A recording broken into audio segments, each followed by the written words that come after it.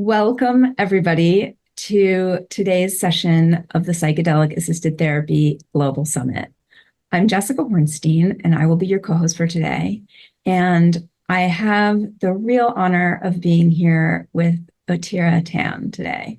Hi, Atira. Thank you so much for joining us.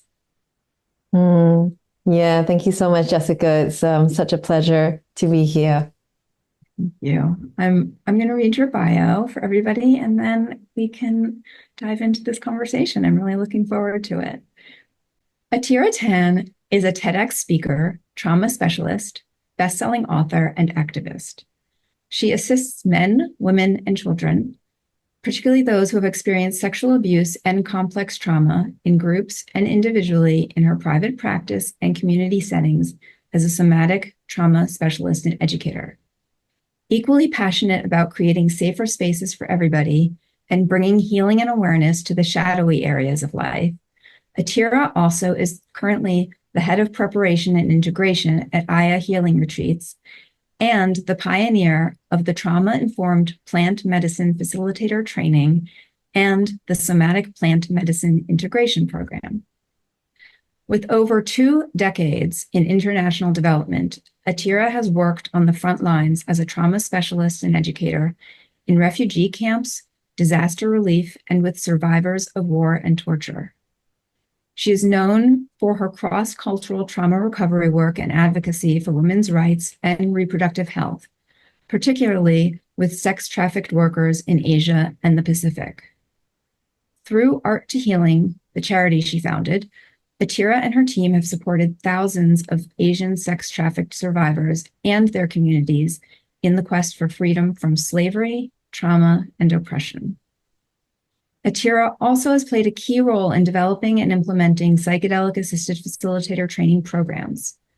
Currently, she imparts her wisdom in training programs with ICEERS, the Plant Spirit School, and Inward Bound. And she is the co-director of the Somatic Psychedelic Facilitator Certificate Training with the Embody Lab. Thank you for being here. And I was thinking we could start, as your bio mentioned, your work intertwines trauma recovery with the use of plant medicines. Can you share how your understanding of trauma informs your approach to working with plant medicines and how this approach is also influenced by your cross-cultural experiences?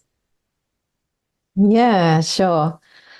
So I think that, the first thing around healing trauma that I like to kind of name as worked with, different cultures and also working with different traditions where plant medicine is kind of used in the tradition, is that the first thing is that trauma is systemic. So say if I go into a refugee camp to work, or if I'm working, in different countries in Asia with sex traffic survivors or war and torture, I think that in the Western world, we kind of look at trauma perhaps more from an individual kind of lens. But really, I think that trauma is really systemic. So we kind of need to also look at and understand the bigger picture of trauma and how the outer environment, let's say culture, conditioning, politics, even the land that we live on, our ancestry, so on and so forth, really affects the individual kind of story within. So when we're starting to, dive into, I think, exploring the topic of plant medicines, I think that traditionally plant medicines have been used for thousands of years as a tool to heal and also to expand consciousness as well. And when we start to kind of look at plant medicines and the use of plants to heal ourselves, whether they are, psychedelic or if they're not, that has been really ingrained in all these different cultures across the world and the planet. And how that was birthed is through these cultures and their deep connection with the earth, the deep connection with the environment, deep connection with communing actually with the spirit of the plants.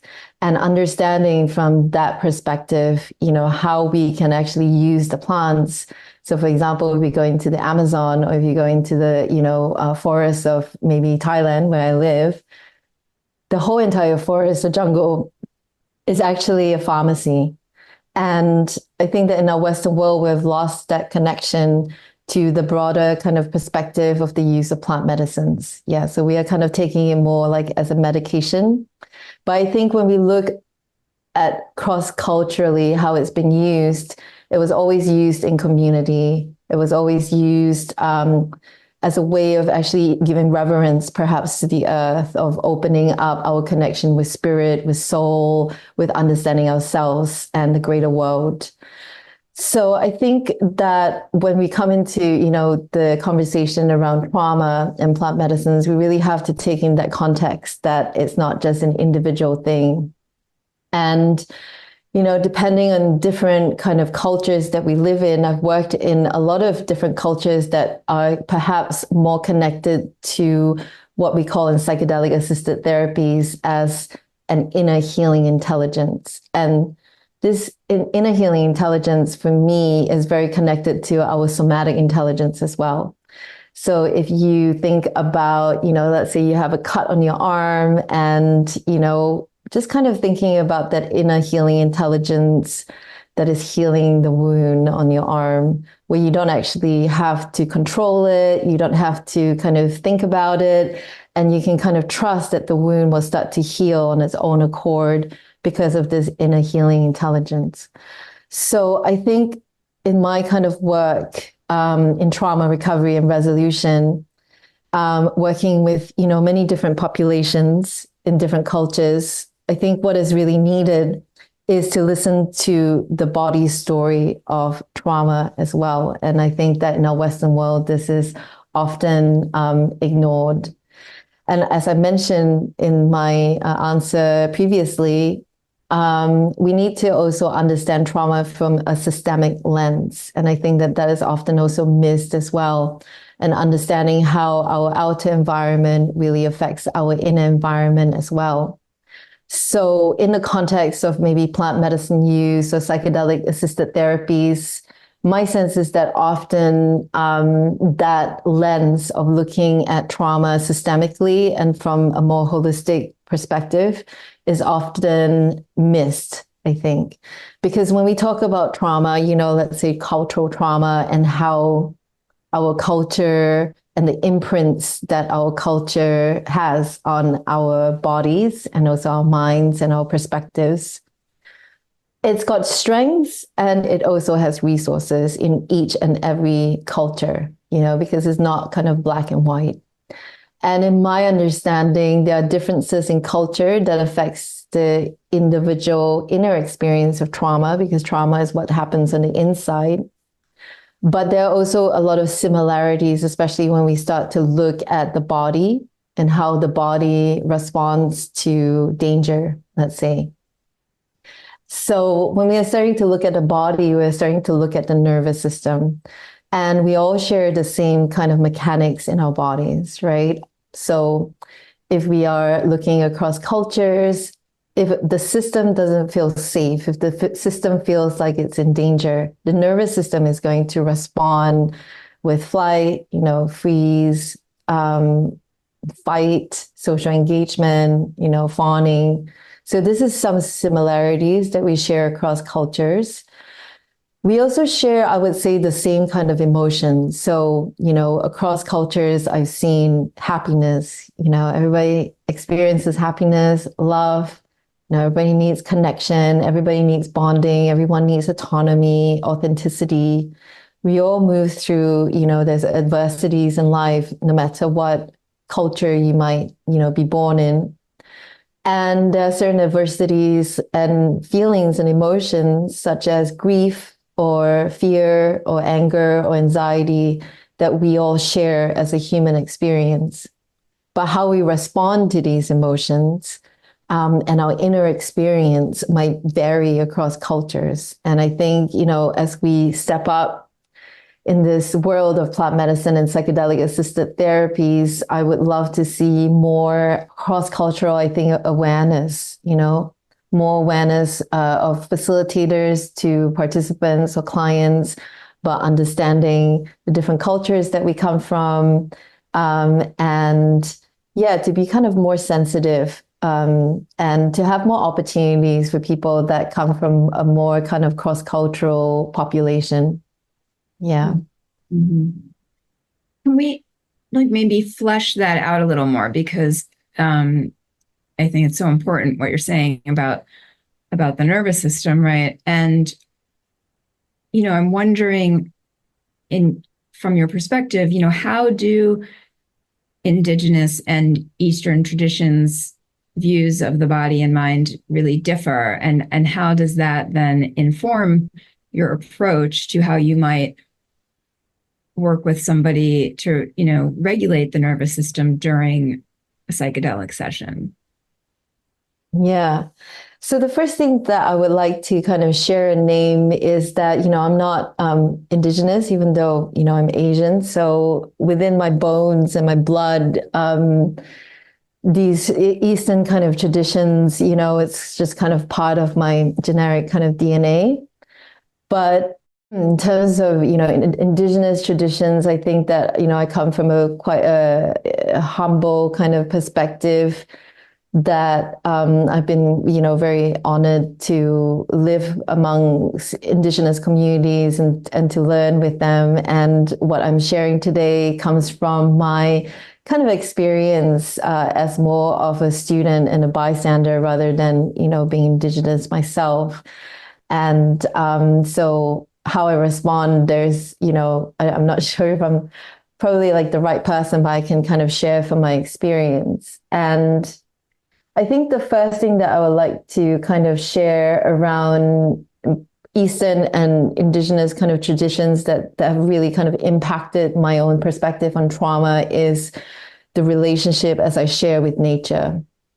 And if we look at nature, and there are seasons and cycles of life, there's nothing that is a constant.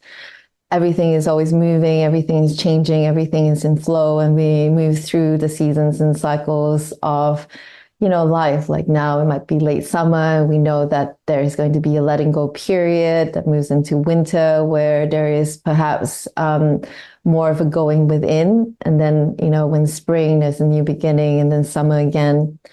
And I think that from my perspective, healing trauma also moves through cycles, and it also moves through seasons as well. So I think that in the Western way of kind of looking at healing, we look at more of like a linear perspective, perhaps, that there is, healing, that there is something maybe to get rid of or something to fix, or there is a problem, mechanical problem where we need to solve. And there are certain things around healing which is problem solving and solution focused for sure.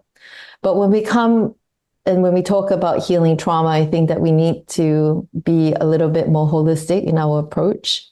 And what I understand in the Eastern and also traditional communities that I live in is that the way that we experience trauma on the inside that's connected to the nervous system, I think that the main difference, or a big difference, is that in a Western world, we process trauma quite intellectually from the mind, and we are constantly looking at analyzing it and judging it sometimes, or, trying to understand what's happening from that perspective of the mind. But in the more kind of Indigenous and Eastern traditions, what I understand also through my own body is that we also have, in addition to the rational mind, which is here, we also have a sensing mind as well.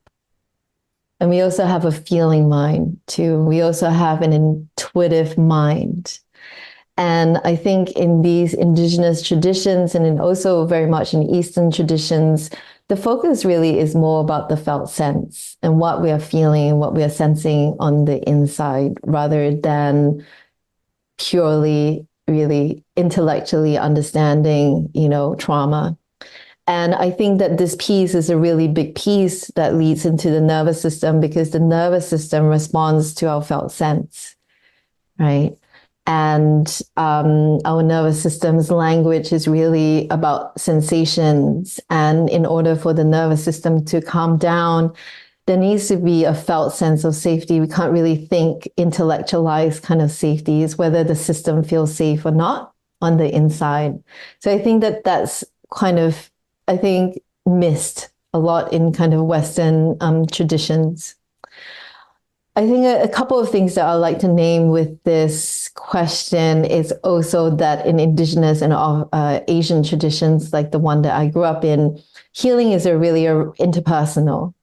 We heal in community. We don't really heal by ourselves. So in the indigenous communities that I've had the honor and privilege to learn from and to live in, it's very community oriented. You never really see somebody alone by themselves. It really takes a village to heal. So there is this philosophy that it takes a village to heal, and the community is supporting the person. And it's very kind of collectivist oriented. So, a community will come together and heal a person. So within that village community, there are different kind of roles and people support each other in that way. And I think that that's a really big piece that might be missing from the Western culture, because we have a conditioning that we need to do it alone. And, for some reason, I'm not sure why, we've been kind of conditioned that way, that we are better people if we heal by ourselves, that there is some shame around receiving support. There is some shame in kind of naming okay, I need support to heal. And I think more and more with the research and the science, we understand that healing actually takes place more effectively in a faster way if there are the right layers of support. And that's what I see in my work, I think, as a therapist or working in communities, that the more support, the right kind of support, and if a person, an individual has the resources and the right support to heal in a relational way that feels safe, then actually healing can be a lot quicker. It can be a lot swifter, when people start to feel safe with each other. So I think that there's one big, huge difference in the individualist and the collectivist kind of paradigm. Another thing that I also want to name in indigenous and Eastern religions, two more things I think that are important are a holistic perspective to the self, what we call the self. So again, in Western, traditions, the self, or, who we are, personality is quite kind of mind-based again. We don't look at, let's look at the Western world of looking at healing. You want to go into the hospital and the doctor will start asking you even about lifestyle, your outer environment that you're living in, your relationship with your soul, your relationship to your spirit, your relationship to your emotions. So at the moment, the Western way of healing is there is a problem, it's mechanical, and, we are going to fix it with, a surgery or medication and so on and so forth. But I think from an Eastern perspective, we understand that we are a soul, that there is spirit. In indigenous tradition, there is also the relationship with nature and our outer environment, which is part of our body.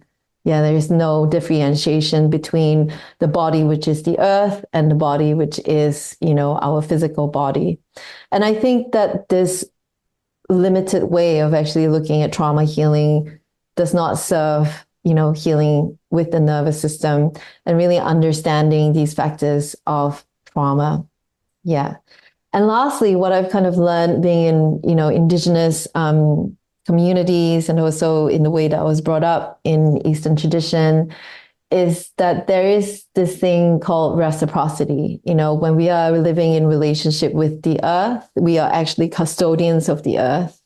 So we are kind of in relationship and in connection with this outer environment and what's actually nourishing our bodies, what's holding our bodies, rather than just taking. And in this Western world, and it's also in our model of healing, we take a lot. It's very kind of self-oriented. Whereas in a collectivist culture, it's more about, I mean, I just give you some really wonderful examples of, working in very marginalized populations, is that a lot of the healing that folks do is really about giving back to the community. So if they have, let's say a resource where they're, studying to be a doctor, many of the Eastern kind of populations that I work with, their motivation is actually going back and to be of service to their community, go back to be of service to the land. And that's actually a really kind of big kind of motivation, with this just sense of reciprocity and taking responsibility for our relationship with the greater environment and our community. So these are certain kind of differences that I see very much, in our culture today.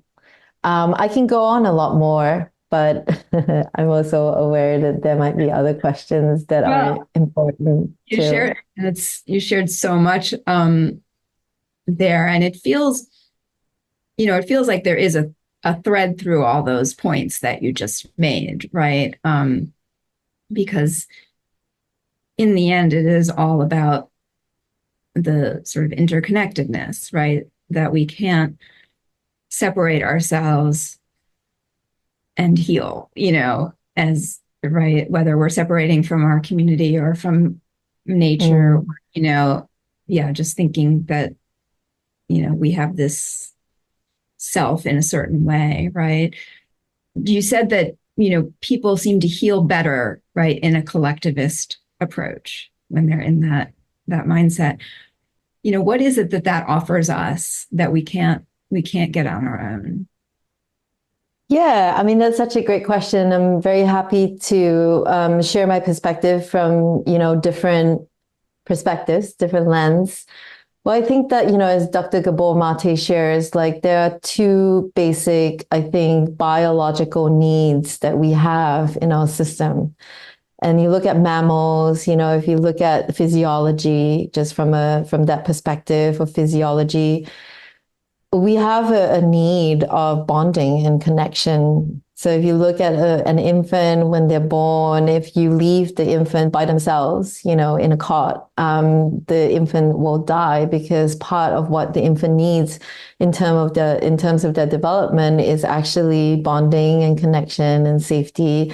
And that's done, with another person.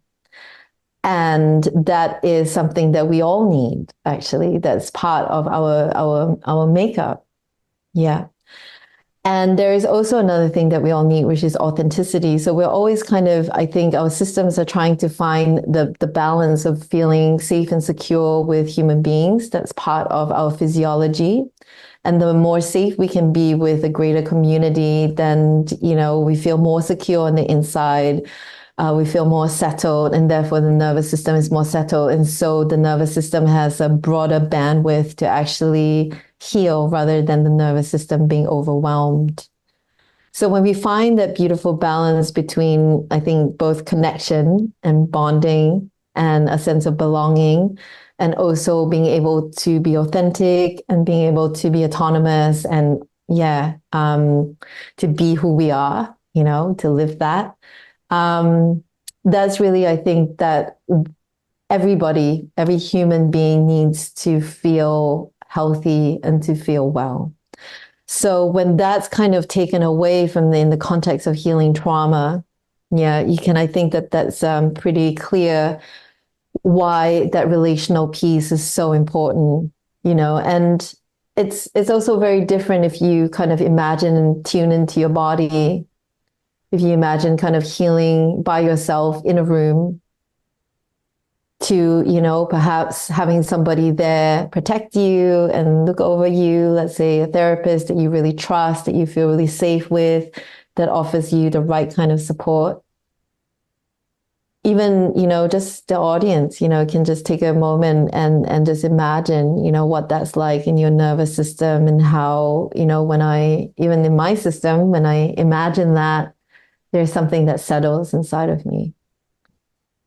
So if you kind of take it into the broader context, outside of the therapy space, if you have one or two friends or three friends or family members, people that are there for you, that listen to you, that are emotionally available, that you can lean on in times of adversity. Just noticing how that lands in the nervous system. If there's this wider kind of layer or circle of support that you can feel like, oh, there's somebody that has my back. Mm-hmm. And just kind of noticing what happens in your body, when we bring that image in, or those layers of support in. So our bodies are kind of responding right here, right now, and giving us information and, about that interpersonal aspect and why that's so important.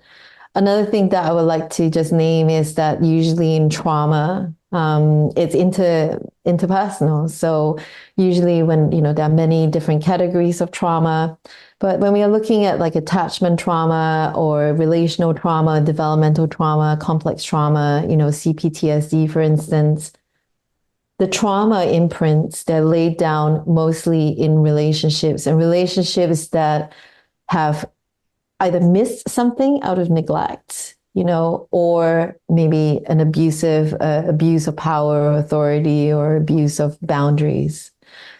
So the core of the trauma actually happens in human relationships and dynamics. And so therefore, the antidote to that is actually also through humans. There's so much that we can do by ourselves without that interpersonal piece. But when we can find new people that we can start to feel safe with, start to feel secure on the level of our felt sense, we can really start to create new neural pathways, new patterns. We can interrupt all patterns of fear and insecurity with human beings, and kind of replace, new patterns where we start to feel safer with other people. And and that kind of that's part of the healing process, when we can interrupt certain patterns that happened in relationships that were unhealthy or abusive or neglectful. Yeah. And what might that look like for practitioners in the Western world who, want to integrate that kind of collectivist or relational approach into, their psychedelic assisted therapy sessions? How might that look, I guess? Yeah, that's such a great question. I think the first step is for, practitioners to really go deep and explore their relationship to the interpersonal space and their own kind of woundings, their own imprints on traumas around, interpersonal relationships. Like, do they mostly feel kind of secure with human beings? Do they feel perhaps, insecure and anxious or fearful or, avoidant? And I think that it's quite important for facilitators or practitioners to, be aware of their own imprints, but also to have the right kind of support around that, because inadvertently, it usually, if you go deep with a client, it will show up in that space. So yeah, we want to really hold that space with awareness, and also we want to tend to our own kind of imprints around our own patterns of this relational field. And I think, as a practitioner, when we go into the space, and I think that this is missed a lot, I think specifically in our underground plant medicine culture and also in psychedelic assisted kind of therapies, about getting to know, I think, the human being in front of you, getting to know their history, but also their resources and also their resilience and the patterns of their nervous system that will show up in, that psychedelic space or any kind of healing, I think, container. And more often than not, I think in plant medicine, especially the underground way of how, certain untrauma-informed approaches is that you might be a complete stranger that's invited to a ceremony, and the person that's kind of leading the ceremony has absolutely no idea who you are, on what kind of cultural background you come from, what kind of history, your resilience levels, you know, and so on and so forth. So I think that that is a big, huge missing link with practitioners to understand that from a trauma-informed approach, everybody is different. So we need more of an individualized kind of approach as we move into that place of healing. So really understanding and getting to know the client in a way that the client can feel really safe with us, that we've kind of got them, and that we're here to really, to be the right layer of support as they move through the experience. And the last thing that I'm going to say with that of what facilitators can start to implement in their practice is to really track and to be aware from a neutral perspective, what is the interpersonal field? So what is happening in this interpersonal field, which I think is usually missed. Does the client feel safe with me? What's happening there? Where are these kind of waves of connection? You know, where are the waves of rupture? Where are the waves where, you know, the client might need more space and we are attuned to them? Or, you know, the times where the client might need a little bit more kind of attention and kind of holding and just kind of attuning more into that interpersonal space of what's happening, I think can often be missed. And so if I think client is not feeling safe with a practitioner, then there's only so much healing that can take place because, you know, the system is hypervigilant. They might be overwhelmed. They might not be comfortable in the session, and that might be relational. So being able to, I think, track what's happening, you know, yes, we're tracking what's happening in the emergent phenomenon of the psychedelic experience, but also, you know, what is happening in the space between us, you know? And paying a little bit more attention to that could be very helpful, for that safety that people feel with us as therapists or co-therapists. Mm. Yeah, and I'd imagine that, you know, in creating that safe set and setting, that cultural sensitivity and, you know, respect for diverse spiritual traditions is really an important aspect of that. How do you prepare for that, or, you know, have the awareness of what may be needed in different situations with different clients who come from, you know, very different backgrounds? Yes. So just kind of naming a couple of things that are kind of in the trend of psychedelic assisted therapies and also the underground, you know, plant medicine culture is that I think that is predominantly quite, you know, I'm just also speaking from experience, personal experience being BIPOC female myself, that a lot of, I think the practitioners in this space are mostly white people. And they are, you know, being offered in these kind of Western kind of contexts. And I think that, you know, I'm just kind of thinking at the moment of Dr. Monica Williams. I'm not sure if, you know, our audience or, you know, and her work and her published articles on racialized trauma and, you know, psychedelic assisted therapies. I think that they shed a lot of light on this, you know, topic and on this issue. Is that there are not a lot of BIPOC or diverse, you know, populations when it comes even to facilitators. So therefore it's a little bit of a blind spot, I think, you know, when we talk about kind of working cross-culturally together. So I really do kind of want to name that because it is definitely, I would say that that's a huge gap in our plant medicine or psychedelic culture that is mostly a monoculture. And that, you know, what I understand is that there's not a lot of openness in a way of, you know, kind of understanding or appreciating diversity and people that come from different cultural kind of contexts or different kind of cultural worldviews. And what I've kind of seen is this kind of a little bit of a, how to say, I wouldn't say it's an abuse of authority, but there's a dissonance there, of perhaps, facilitators projecting kind of their worldview, or perhaps, their spiritual belief that might lean a little bit more on, Western beliefs, or, what we lean towards, and projecting that onto to folks that might come from a cross-cultural kind of perspective.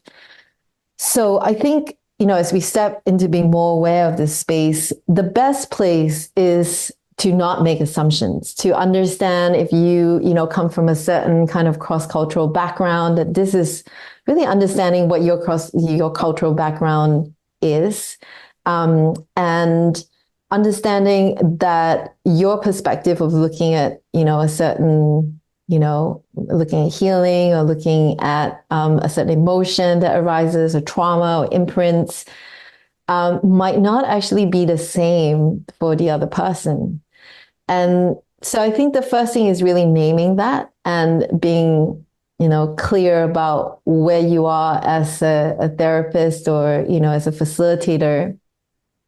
And then I think that from there, you really need to have the willingness and openness to leave those your own cultural conditioning and your perspective at the door before you go into the space. Because what you're really wanting to understand is the experience of the client and the systemic kind of, worldview of their experience, which includes culture.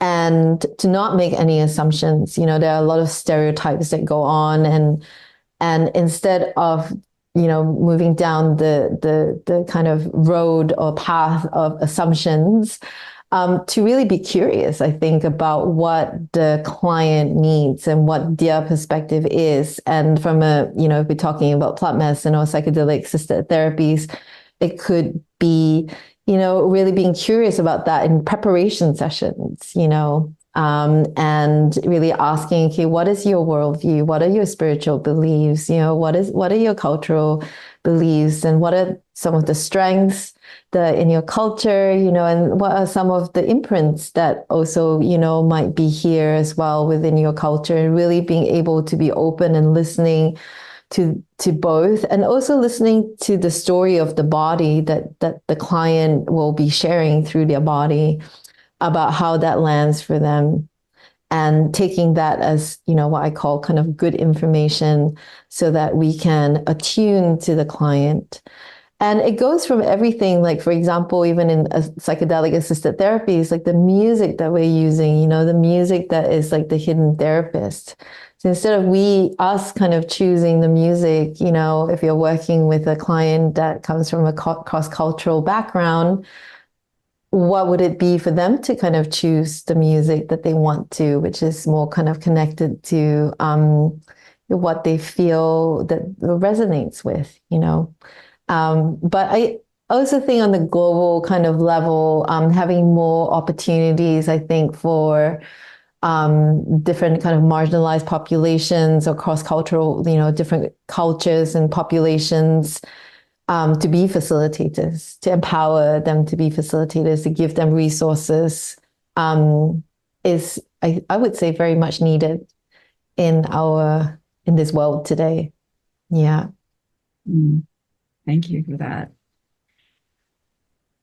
I'm wanted to ask you about the essential blueprint you talk about. And you speak about that sort of as the outcome of trauma healing in therapy or psychedelic assisted therapy.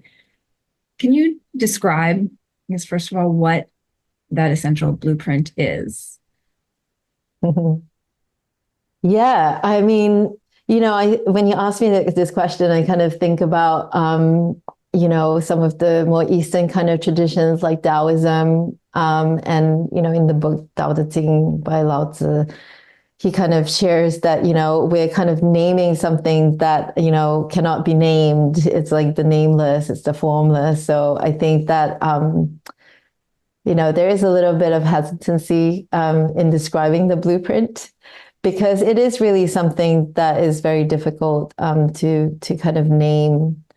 But for me, I think that, we can lean on, different kind of models to talk about the blueprint. And for me, the blueprint is the energy, the essence of, a human being. And we were born with this essence. So if you look at embryology, at the moment of conception, there is what we call a zinc spark, which is actually really powerful to kind of look at. So when the egg and the sperm comes together, and that kind of burst of light and burst of energy that you can actually see through a microscope, this burst of light and aliveness is what ignites, the life that creates, who I am, who you are today. And, the blueprint kind of reminds me very much of that, our own kind of unique essence or signature. And I would also like to name at this juncture that it's not like the blueprint is good and then the imprints are bad. But life is really a dance between, the blueprint and also our imprints and our history. And I think that some of the best ways to understand the blueprint is that I have found is, the work of Dr. Richard Schwartz and IFS, which is internal family systems, where he talks a lot about the self or kind of self energy.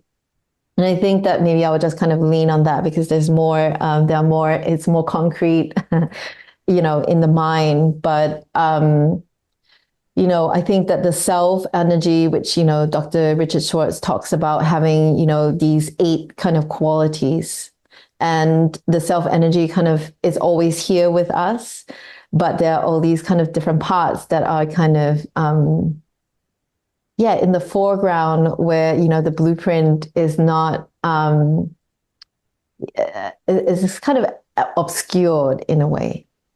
And some of these qualities are, Dr. Richard Schwartz talks about compassion, connectedness, curiosity, courage, confidence, clarity, creativity, and calm.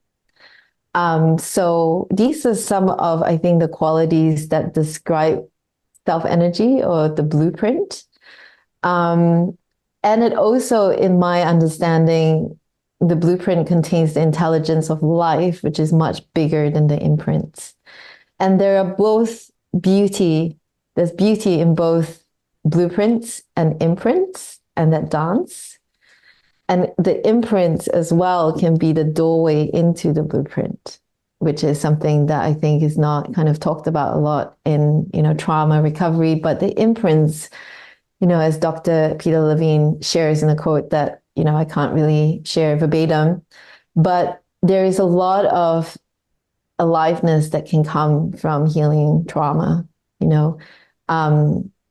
Both the blueprint and the imprints can really open the door to life, to connection, to aliveness, to authenticity. And in my work as a trauma, specialist, and working with the trauma-informed approach, I think that what I've learned from both Eastern and Indigenous traditions, circling back to that, is that, I think the Indigenous kind of communities that I've lived in and worked in, is this understanding that we're all born with this blueprint, which is kind of like a seed. And this seed, this blueprint really needs the protection. So like the pot, the earth, the container, the nurturants, which are the, sunlight, water, minerals, to blossom and also to grow into this, big and beautiful tree. So ideally, in the worldview of maybe, Indigenous cultures, the sacred role of our parents is really to behold this blueprint and to nurture it and to protect it. But unfortunately, for many of us, our caregivers did not really understand that for ourselves and missed that for themselves as well. So they were not really able to offer this support. And when those elements are kind of missing, then the blueprint, there's more risk of, the blueprint kind of either missing what it needs in order to grow and blossom, or sometimes there is adversity that happens to the seed or this blueprint. Yeah, and that's kind of the dance of life. Mm. So yes, in my work, I think with trauma and how I work with the blueprint, and also in plant medicine work, and also psychedelic assisted therapies. As a facilitator, the more we are in self-energy, the more we can be aware of our parts and invite our parts to, kind of move out of the way a little bit so that we can connect to the self-energy more. And when we can lead from that place, we create a very different kind of holding environment for our clients. And also a setting where their blueprint can emerge. And their blueprint can start to be more in the seat of the driver's bus rather than their parts, right?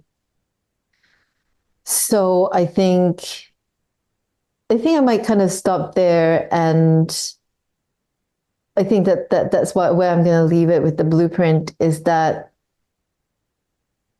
what I've noticed is that myself as a facilitator, or when I've noticed that facilitators are leading from that place of blueprint within themselves and that self-energy, it can really create that outer environment where participants and clients, their self-energy can really be held.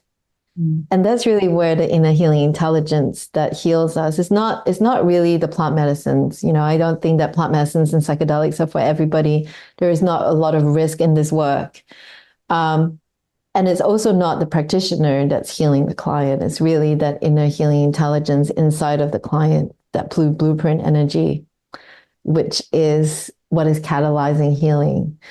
And I love being a somatic therapist and my work, because what we're really kind of doing is to listen. We're really listening to the inner healing intelligence, listening to the body, listening to what has been blocked, what impulses need to be completed, and, what was missing, and offering repair, and so on and so forth. It's really about attuning to this inner healing intelligence. So it's not about fixing, it's a very empowerment, choice and agency kind of led perspective on healing. Yeah, especially with trauma resolution, which I love and I'm so passionate about, as you can tell, probably. Wonderful. Yes. What is then the role of the plant medicine or the altered state in this process? Because you noted, that it's not really the practitioner doing it, and it's, and it's not even that the plant medicine is doing it, it's this inner healing, but it has a role, right? So what do you see sort of as its distinct role in this healing process? So yes, you kind of mentioned that I'm leaning on this analogy about the blueprint being a seed, and then, there are many different, a seed by itself, it has inner healing intelligence. It has all the codes that are needed to blossom and grow. But we need to find the kind of right environment for it in order to do that. So I think that for me, the role of plant medicine and psychedelics, they're really a tool that can expand consciousness and catalyze healing if it's right for a person and their process. And I would say that they're kind of like, it's like the water, that the seed requires to grow. It could be the pot or, very fertile soil that, a seed might need to kind of, put its roots into the water, into the earth, and then to start kind of sprouting. But the inner healing intelligence is within that seed, that's what's coded in there. Yes. So I kind of look at it more of that analogy, and the therapist and the therapeutic kind of container environment, the set and setting that we're creating could be seen as the right container or the right pot, you know, for the client, or for the blueprint, or for the inner healing intelligence. And then there are different kind of elements like the soil, the sunlight, the water, and those are all kind of tools and factors for the seed to sprout and grow. You know, we have a lot of kind of protective mechanisms, I think, in life and in an ordinary state of consciousness. And I think that one big role, I think, around psychedelics and plant medicine that can be very helpful for some people are just kind of softening those protections, those layers of protection that are protecting, you know, the most vulnerable parts of us. And I think that can be a really huge role in really getting to understand ourselves better, having more compassion for ourselves, you know, and exploring, you know, what might be underneath, you know, some of these layers of protection. But really what it comes down to is, I think, how that information is integrated in the system of the client. So, yeah, that certain times where, you know, plant medicine and experiences or insights that we gain from the plant medicine experience or the psychedelic experience might not be enough. So, you know, really supporting, I think, our clients to digest that experience and really integrate that through our system in a holistic way can be very, very helpful. So there are these roles, I think, plant medicine, but also kind of therapeutic work and the community that surrounds a person. Yeah, they all play a very special role in healing. Mm-hmm. Well, and as we wrap up in this context of integrating diverse perspectives from Indigenous, Eastern, and Western ways of knowing, could you just share some ways in which we can all broaden our perspectives and, you know, really try to assure that our contributions to this emerging field come from a mindset and a heart set that is open, informed, inclusive, and does honor that sacred reciprocity? Yeah. For me, the first thing that comes to mind is that mostly, I think, you know, when we work in this underground culture of like plant medicine and psychedelics, I think that most facilitators or people that work in this field are quite isolated. And there is not sometimes enough support or sometimes not enough kind of understanding or mentorship or apprenticeship sometimes. So I think that, you know, just as we shared, like, you know, healing in community, I think that this work needs to happen in community as well, and finding, you know, safe communities, safe peers, safe teachers, safe mentors, safe people that we can have these courageous conversations with are really very important, because those are the people that support us to be accountable and to be responsible in, you know, facilitating from a place that might be values driven, that's heart centered. I think that being aware of certain pitfalls in psychedelic facilitation can be very helpful. And some of the things that I've learned are from, you know, the Indigenous elder, Elder Duncan. And I believe that he comes from the Blackfeet tradition in Canada. And Elder Duncan talks a lot about the three twos. So some of the pitfalls, and they are love and affection. They're also money and power. And there's another one that evades me. I think that one of them is around kind of self-esteem and appreciation as well. So if we kind of put these kind of pitfalls together, you know, the need or desire to be appreciated and kind of liked, or to be somebody in this world, you know, that could kind of be seen as a pitfall. That's a block to, you know, this kind of spirit of reciprocity and also humility that's really needed in this work. Money and greed, I think, is a pitfall in this hustle culture that we live in. And also, sex, I think, and intimacy. So there are more and more, sexual abuse kind of cases that are happening, but they're kind of all with, these needs. And if they're unconscious within us, it can cause great harm to ourselves and others too.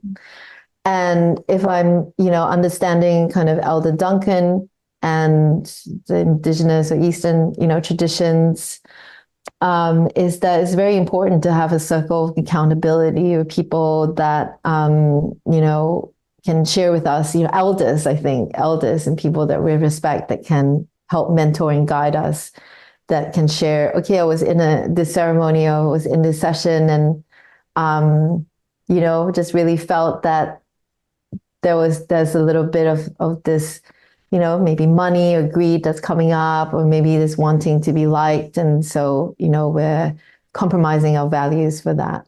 So I think that, having a circle of accountability and people around us, and I think in the psychedelic assisted therapies, what that is, working with a mentor, working with a supervisor is really helpful, I think, and very necessary. The other thing that I think could be very helpful is, facilitators kind of opening up their awareness, self-awareness, I think, and also the somatic awareness, and tending to our own imprints, because we're all human.